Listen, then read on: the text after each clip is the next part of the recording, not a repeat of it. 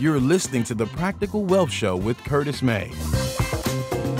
All right, guys. Hey, welcome to another episode of The Practical Wealth Show. So today I have Encore. I brought her back, Miss Sabrina Brooks, my client friend, just actually started her own business within the public adjustment world. So we're going to talk about, what that is.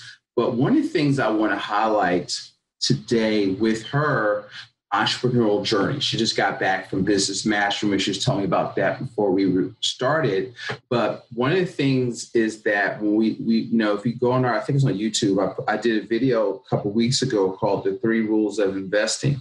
And I think she embodies that, right? And so what are the 3 rules of investing? Invest in what you know, your expertise. So she probably spends as much on personal development as I do, right?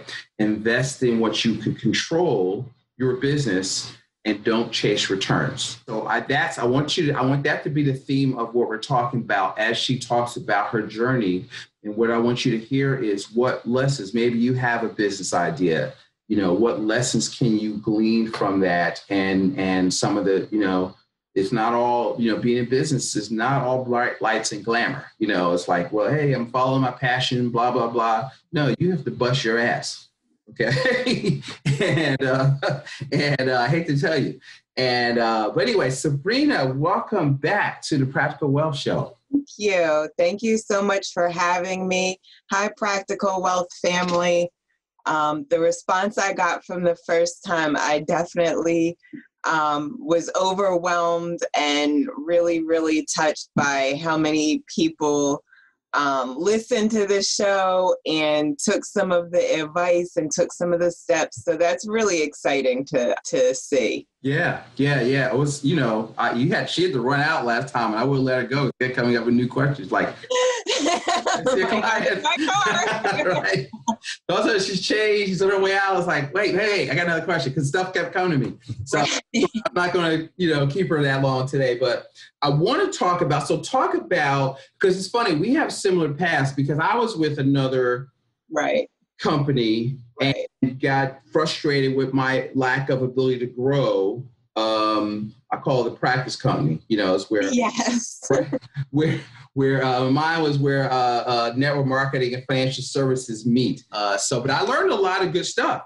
And the foundational of what I did, just the information was bad, right? And you couldn't really do what you wanted to do. Even though I was in business, it still was somewhat restrictive. Yeah. Right. So you, I think, going through a similar mindset. So tell us about that. And because that's not an easy decision to make. When I did it, I had been with this company since I was 20, right? And probably 13 years, I think. 13 to 14 years, because I was like similar for me. I joined the company. I graduated from college in 2010. So if you rewind back into history and remember what was happening in 08, 09, and 2010, as I'm going through my sophomore and junior and senior years in college, getting a job wasn't an option. Not in my field. I was a marketing and psychology major.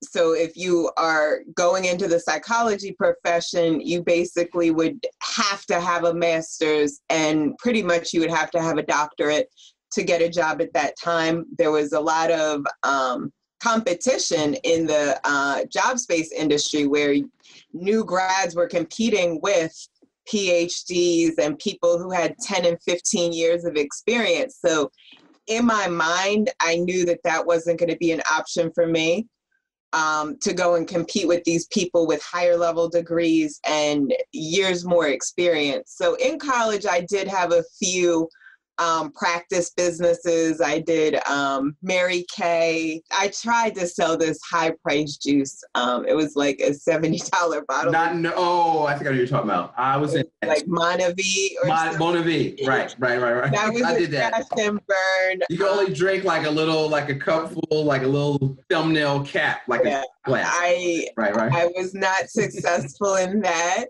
I tried a travel business. I can't even remember. I think I booked like a few trips. Like if people were going away for a weekend, I would make them like book it through my site, but there wasn't really any savings. So there wasn't any value there. Like I wasn't adding anything, and I didn't understand why at the time. I was just like, no, you should do business with me because you know me and you're doing this anyway. Right. You know, it's funny. People tell you that. Don't tell me that. That's not, there's no value there. Why should I? Right. There's no value. There's no value. And so money follows value. Travel agents, and there's 1,000 realtors. Yes. There's 1,000 public adjusters, but I'm probably the only one you know. But in most industries, you have a lot of competition, and you can't just expect people to want to do business because you're a Black-owned business or because they went to elementary school with you or anything. You have to really differentiate yourself and set yourself apart from the pack and go so far over and above what everyone else is doing that it would never even be a question about doing business with you. So I didn't know that back then. Like these are all principles I'm kind of learning. Yeah, me too. That's funny that you grow to, because people will, I had somebody that was on LinkedIn that I know that, you know, put a big thing. Hey, I guess she got her minority business certification. Right. I showed my wife, I was like, yeah, I'm a disadvantaged business. Right. I'm like, what the hell? You know? That's only good for the contract. Like if you're going to get government contracts and competing bids and stuff, that's when that comes into play. Yeah. But in my mind, that's not a real business. It is a real business. But it's a real business, but it's not a value add. You're not adding value to me by having that. But you could be adding value to other larger businesses that cannot qualify for those contracts, and you team up with them. So she has a great platform. It's a lot of work to go through and get that. I've started several times. It is work. It's the psychology of it, the optics of it that annoy me. And then I've seen people get contracts and go out of business because their whole business was based on a contract. Right. And so that's very risky. Absolutely. You have to understand, you have to really understand that landscape of going after government contracts. Sometimes not sometimes, but you're always paying your people's wages, and you're paying like union wages. It's called something else. Yes. Yeah. But I'm paying those wages and the taxes and the workers' comp and everything that goes into that for the length of the contract, and sometimes 90 days after to get paid. So you're basically working to be reimbursed, and the government does not pay you like they want to be paid. They want you to pay them on time, or they charge you crazy interest. Right. When they owe you money, they take their time and they pay you no interest. So I do have a very close friend who was doing lots. He was taking care of land lots for the city of Philadelphia. That was his biggest complaint is, you could go all summer and have to pay, 5, 10, 15 employees, and you're not bringing anything in. Right. So that's why a lot of people go under. Right. If you have to be the bank, and if you don't know your numbers, and I get this $1 million contract and put you out of business. Yeah. Yeah. You need a lot of experience before I would say start bidding in any government contracts, because they don't care. A lot of people do go under. So in your transition. That was the last business I found in college. We got sidetracked. So I went through the Monterey and the travel and the Mary Kay. Right. And then in my senior year of college, I went to, what an MLM pitch meeting is. And I love them. I really do believe in MLM and the opportunities it presents. I know some people really hate going to those pitch meetings, but I saw a service that I had never heard of before. And it kept sounding too good to be true. Like, okay, so in this business, I'm selling makeup. In this business, I'm trying to sell travel. In this business, I'm trying to sell overpriced juice. In this business, I'm just getting people money.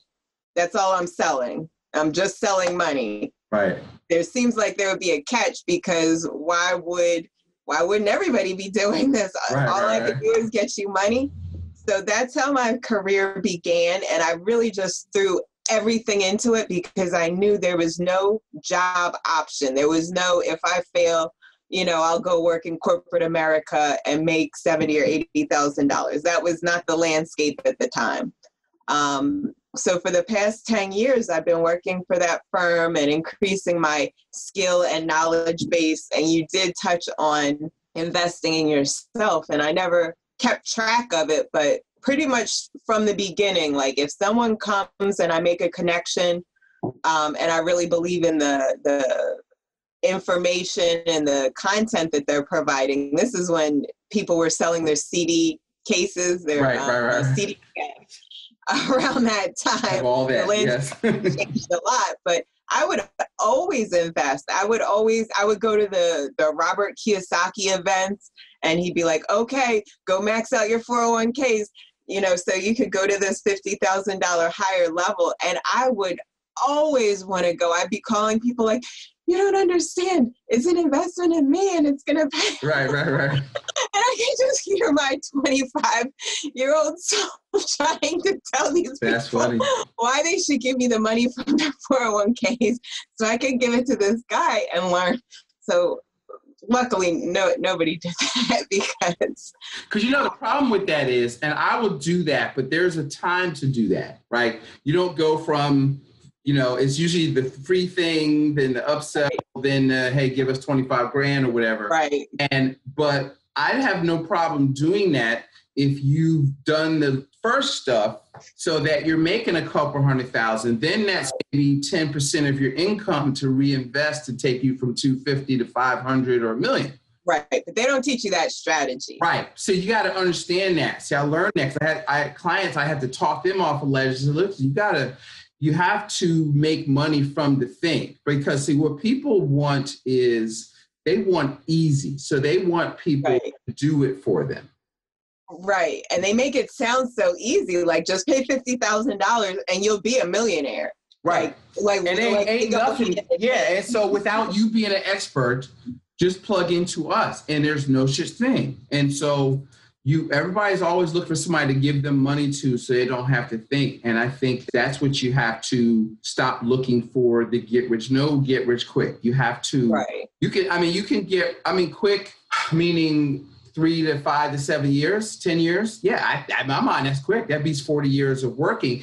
Here's the thing, you flow into your pattern, because what I find that most people, especially in college, are terrified. Yeah, I know you didn't have in your mind the ability to work anywhere else, but they're terrified of the idea of living on commission or living on, basically being responsible to generate their own revenue. But I guess I've always been afraid of the opposite. I've always been afraid I would be capped by what someone was willing to pay me. And I have champagne taste. So the idea of MLM, where you're working as a team to build, the income of someone, and everyone having their own. The first LLC I formed was called Top of the Pyramid.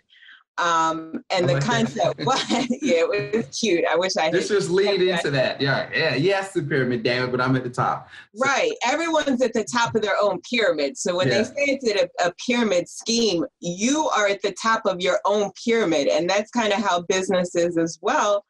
You're the one sitting on the top. So whether you join this business and bring on 1,000 people, or whether you join this business and just call it a scam because you wasted $500, you are the one sitting on the top of that decision that you made. So you're only responsible for your success or your failure, and also selecting the right business.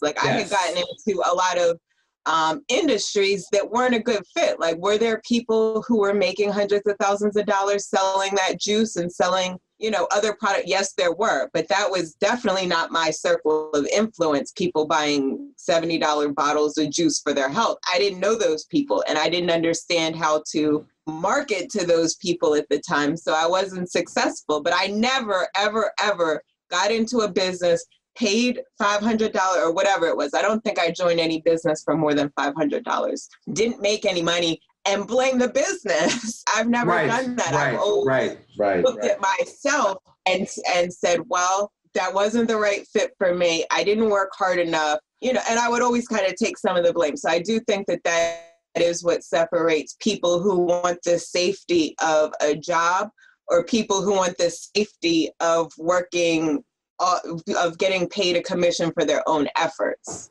Yeah, I think that's critical. I like network marketing because business is business. Multi-level is a commission structure, but you still have to work. And so if people tell me I was in this thing, I was in that thing, I didn't make any money, it's a scam, I was like, let me see your appointment book. Let me see your calendar. Did you work? Did you? Or the books you were reading? What right? seminars How many books? Make yourself an expert? Because you don't know anything. So one of the things that you have to do, and so we'll talk offline, and it might be a 5-minute call that we'll spend 30 minutes comparing books or talking about marketing. So I love talking to Sabrina. If you want to get I love our conversation. It's network marketing. Now, this call is not about network marketing, but what I want you to do, right. Mark, I was having this conversation with somebody on LinkedIn, and they were telling me about some franchise they had, and, we're having some revenue issues. And I said, well, you're having, because I asked her, well, what are you doing for lead generation? And she didn't know what I was talking about. Right. I told her, I said, well, the fact that you don't know what I'm talking about when I say that is why you have revenue problems.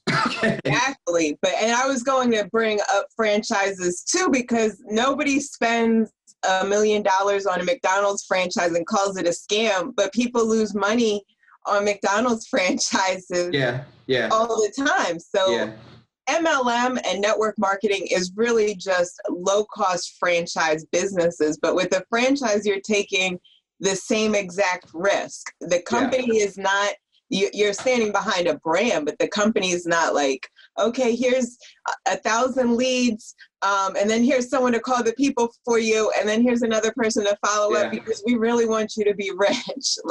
You're still, regardless, you're still hustling.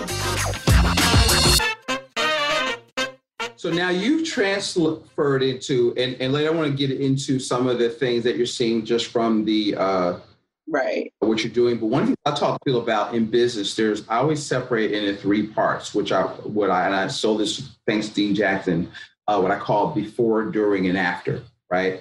And before is attracting, capturing, nurturing the people that you attract. So Jim Rohn says success is something you attract. And I find that most people, they leave a job, go into consulting or start their business, they think the mechanics of the business is what they get excited about, but you have to learn how to attract. So it's really what I call the before unit, right?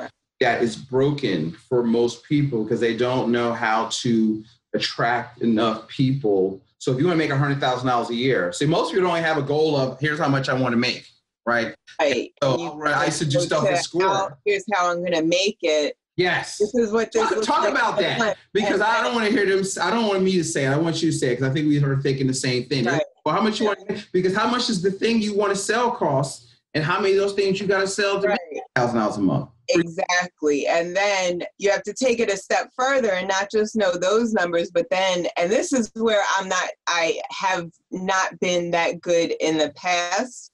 But I'm about to take it to a whole different level. That's knowing your KPIs and tracking your numbers. You have to know key performance indicators. You have to know, okay, if I generate 100 leads, even if you just buy a list, like if you know your target audience is, for me, it's homeowners. So I could buy a list of homeowners and now I have a list of leads, but you have to know what that translates to. If 100 leads equals 50 appointments, and then 50 appointments is 20 sales, you have the 20% lead to close ratio.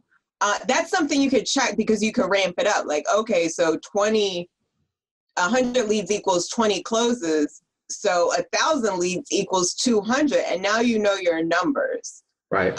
So I would hear that all the time in a lot of spaces. And I didn't really, it was just like, yeah, okay, that's nice. I hate numbers, so I'm not going to do it. And I didn't do it. But you're only doing a disservice to yourself because knowing your numbers is how you can ramp up your business and know. And then you could just do little tweaks. Like if you don't know your numbers, you don't know what part of the process you're failing at.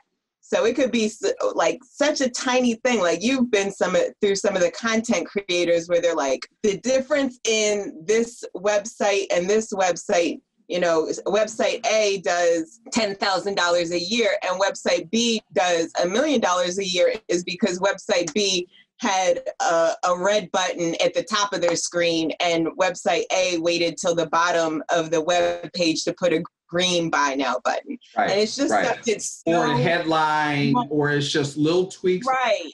But you've got to really study. That's the work. See, right. That's the you want to default. Nobody wants to do it because it's not sexy and it's not fun. Right. And that's why I didn't do it. But that's the difference of having a good solopreneur business and having a business that you can scale and hire people and really ramp it up and have a really successful business. So what are some of the challenges that you are biggest growth things that you find that you had to get better at as you moved into kind of running the whole deal?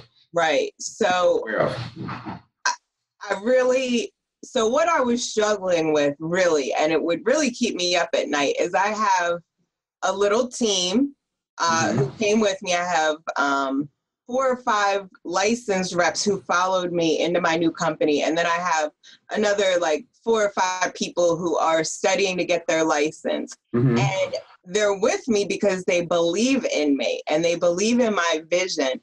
And what I was really struggling with was I have all these huge ideas. I have the game plan. I know what this should look like. I know how to revolutionize. I don't know how to get to there. I don't know how to get to from where I am to having a full functioning, well-oiled machine of a business that someone could enter into and be trained, or a client can enter into and get the information that they need without us having to go do these in-person appointments. And this is before COVID shut everything down and really just transformed the way we're all doing business. But I had the ideas, but I did not have the treasure map. And then I would definitely say I have been nonstop since COVID happened, investing in myself, investing in my mindset, investing in my knowledge base. So I've spent well over $30,000 in this short period of time. I'm going to different commercial real estate events because that ties into the wealth building platform.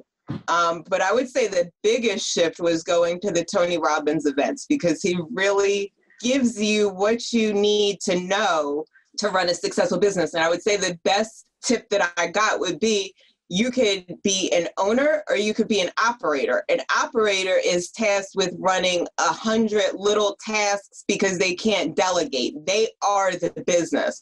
If they left, the business would fail. But an owner, if they left, the business would still keep running. And I would hear this, like the concepts of this in different trainings and things. Like, yeah, of course you want to be able to leave your business and it's still run, but how do you get to that point? And that was still a mystery. So I think really getting some of those key tools, like I'm really excited to have our next team meeting. We meet every Sunday via Zoom. So we didn't have a meeting this time. But really getting everyone to step up so that I can focus on the larger growth aspects of the business, because you want to be guiding the ship. You don't want to be, you don't want to be a crew member mopping the plank, and you don't want to be folding towels and making beds and maid service, and you don't want to be behind the lines preparing food and serving food. You want to be steering the ship. So when you're doing all those roles onto yourself, you're not really steering the ship. The ship's steering you. Titanic hit an iceberg that was the size of, a football field. And that was kind of the ship steering them. So don't let your business be a Titanic where you're so reactionary that when you hit that iceberg, you sink because you weren't really steering it. You were just reacting to this problem and what you think you should be doing. So that was a huge light bulb moment. I really connected with that. What mentally, how long was this process from the time when you were thinking about it when we first started talking? Because you just got out of business mastery. Did the light bulb go on there? But you have been struggling with it, and then you realize what you're. So talk about that and see the power of kind of staying in it and thinking about it, because the solution will come if you keep putting yourself in that situation. For years and years working under my old firm, I had so many great ideas of how I could run it better. Mm-hmm. A lot of times when you're working for someone, they don't really incentivize your good ideas, and they also don't reward your good efforts. You'll get something, you'll get a little something, but it won't be anything close to when you're doing it for yourself. So a lot of these ideas I have pieces, I'll show my team this all the time, but this is my $1 billion business. Okay. It's all in these pages. So she's showing a stack of... I have 200 sheets of paper that are pure gold. They have amazing, amazing ideas like, oh, I'm going to do this. And oh, if we incorporated this, and that's all. Like, I really had no idea how to take all my ideas and put it into my business. All I knew was how to run my business like I saw my predecessor run it, which wasn't great. That's why I left. There was a lot of cracks in that ship. And there was water leaking into the main compartment.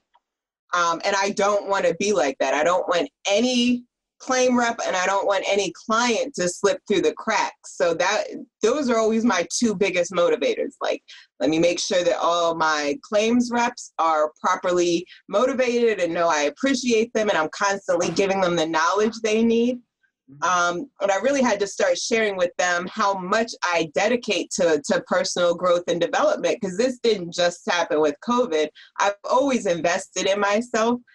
It started with the $50 products, and then there was like a few years where it was the $500 products, and I thought I was doing really good.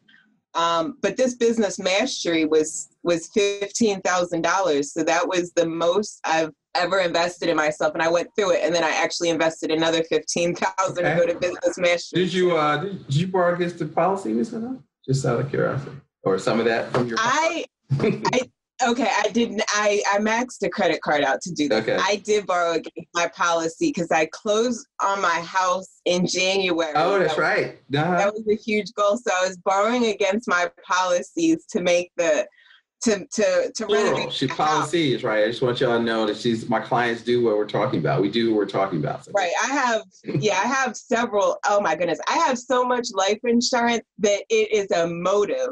Right. So like I kind of have to not tell my family, like I watch Snapped and I watch all the shows where they life insurance, but I have the whole life policy with you, and then I have the ones that I had with a competitor product that were 15-year policies, and I was like 5 years in, so I still have those. And then I also have. See, I don't replace. Just as I'm going to do a quick aside. See, I hate people that. I don't replace like people's mature permanent policy. Like, you told me this is a good policy. I don't like universal life. It's a good policy. You keep it. It's still an asset, Right. And I have a universal policy too. And it was doing such crazy numbers. I just started putting into that too, because it was probably. Well, I don't say that. No, we don't like universal life. All right. We have to have a talk about that. But okay, we'll have a talk. But for like 6 or 7 years, I paid into it for 2 years. And then for like the next 6 years, I didn't put another dime. And there's still $2,000 in cash. Well, the funny thing is that with that, and so we have a thing on that where I caught a review with them there, because see, you're young, right? So the challenge is that if it's an index, right, it's pitted against it. So you had up markets, and because all universal life is.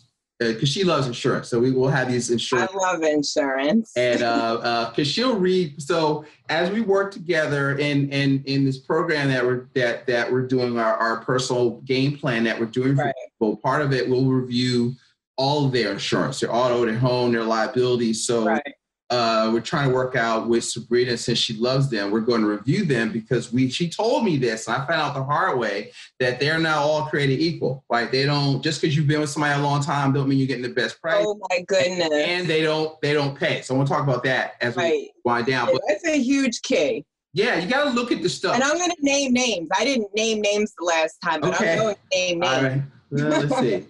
Most of all, we should do that. All right. So, yeah, I don't care. So what happens is, because the views of the guest are not views of the Practical Wealth Show. All right. So but the thing is, let me just go a quick lesson on universal life, because I have people say that because it seems like a magic box. But the problem is most agents don't know how they work. And so I've got, people that want to, I got this thing I want to sell. I want to do what you do. You can't do what I do doing that, because what happens is they're all permanent, and kind of, if you fund them correctly, it'll probably be okay, but really based on for accumulation, right? Yes, for the death benefit, I have so many other policies. Yeah. And so you want to use it. You don't want to be, just focused on accumulation. Just my challenge with internally, the costs internally go up. And where whole life gets more efficient the longer as you do it. Tell them how to get in touch with you, because y'all need. You can email me your policies, or you can email me your deck pages and photos. So your insurance policy, there's the thick policy that you might have been sent once. You need to set up the online insurance account and get that policy. Most people do not. That's the contract. That's what dictates it. The declaration page is specific to you and your coverage amounts. You'll never be able to get more than your limits of liability.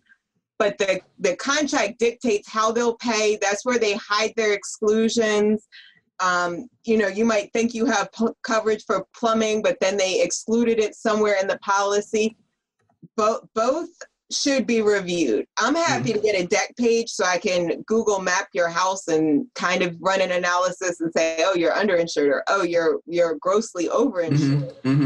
But both will give you the most comprehensive analysis. You can email your policies, and if you have a claim or you have some damage that you're curious about whether to find a claim, you could always email me the pictures without me even having to come out, and I can say, you know what, I need more, I will come out, or that just pay for that. That's not really going to amount to anything. All right, give me your email. That email is Sabrina, Sabrina, at pledgeadjusting.com. The name of my company is Pledge Adjusting Services. The acronym stands for something really, really cool, but I really need to be looking at it to remember it.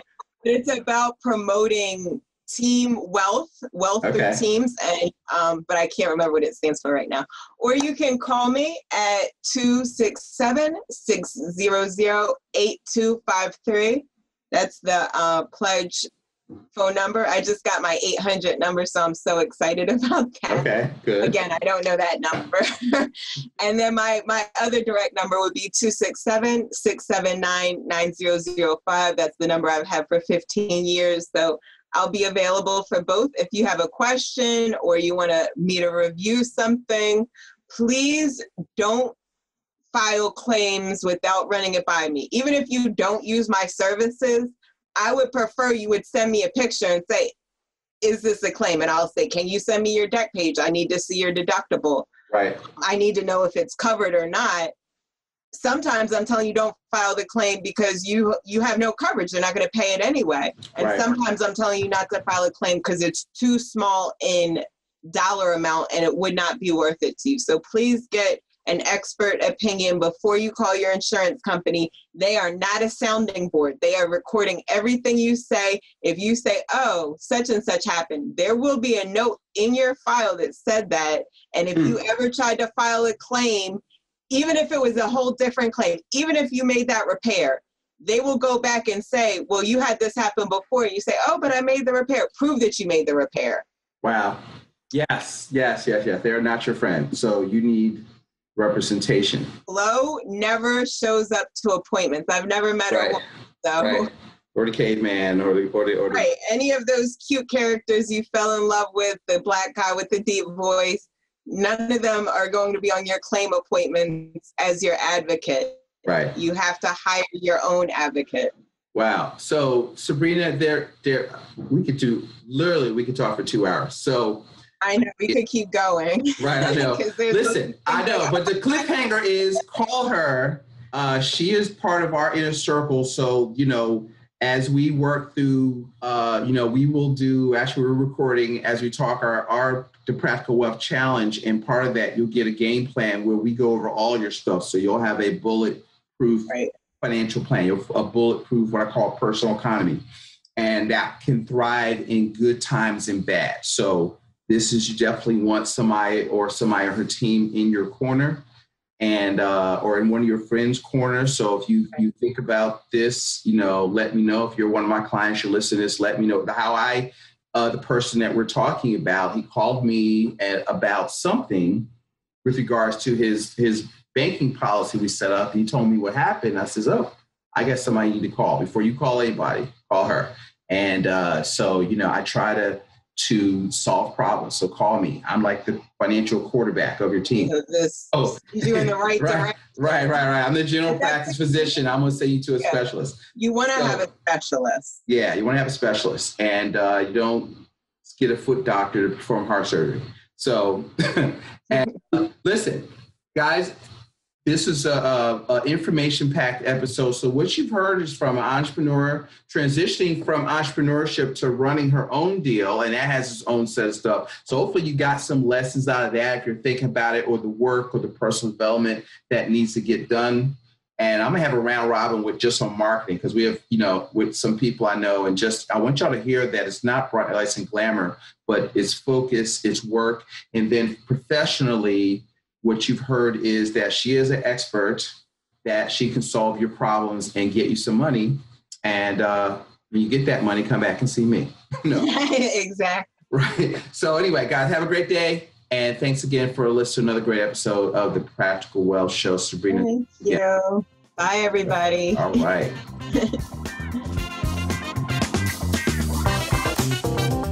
Thanks for listening to Practical Wealth. To access the show notes and resources, go to practicalwealthshow.com. To get your questions on the show, go to practicalwealthshow.com.